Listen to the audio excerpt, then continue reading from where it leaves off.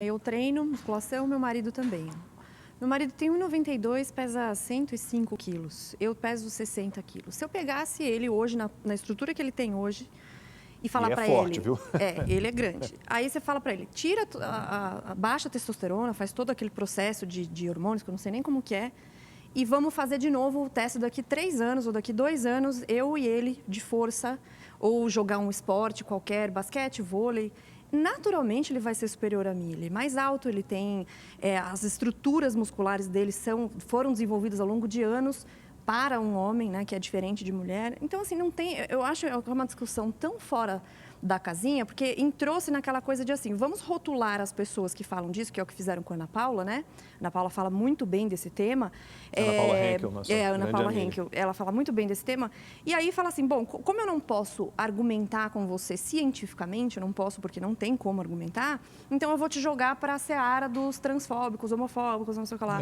E é complicado, porque o que está causando isso na prática? Você pega pessoas que eram homens biológicos, não tem problema nenhum, quer se transformar em mulher, vou respeitar, vou chamar do seu nome que você quer ser chamado, sem problema nenhum. Agora, você, por exemplo, fazer uma luta contra uma mulher biológica, um homem que era biológico e se transformou em mulher.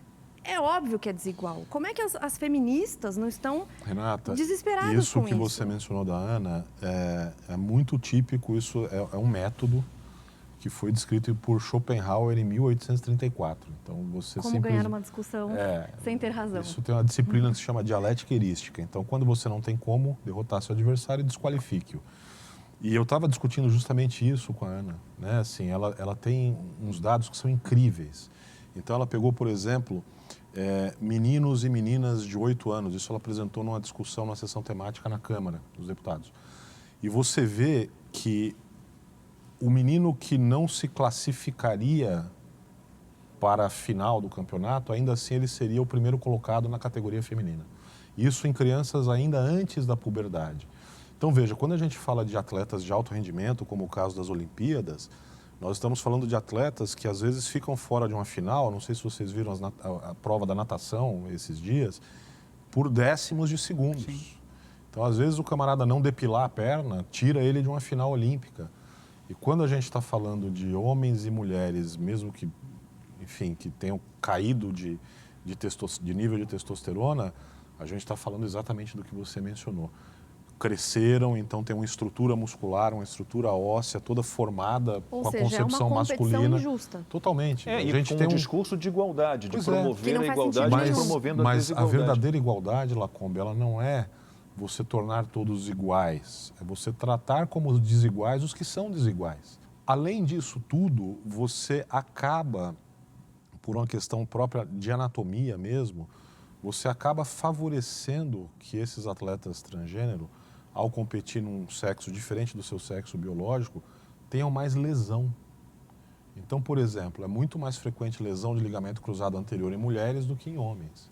E aí você vai colocar um homem biológico para competir com uma mulher biológica, o risco de lesão é muito grande.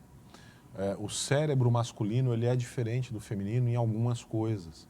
Então, por exemplo, a percepção temporoespacial.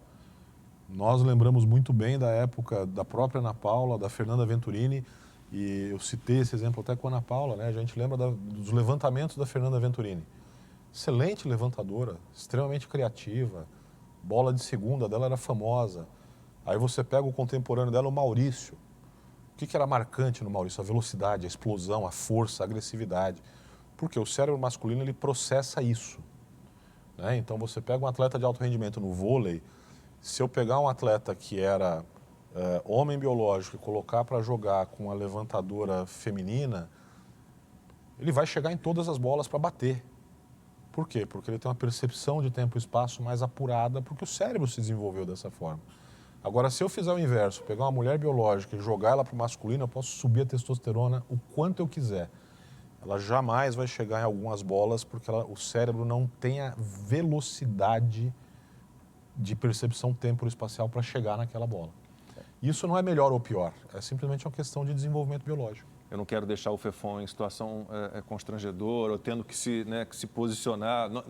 Vamos pular essa história dos estrangeiros? Só uma informação, na verdade, né? 30% das atletas que estão disputando os Jogos Olímpicos, elas têm a mesma opinião que a sua, doutor.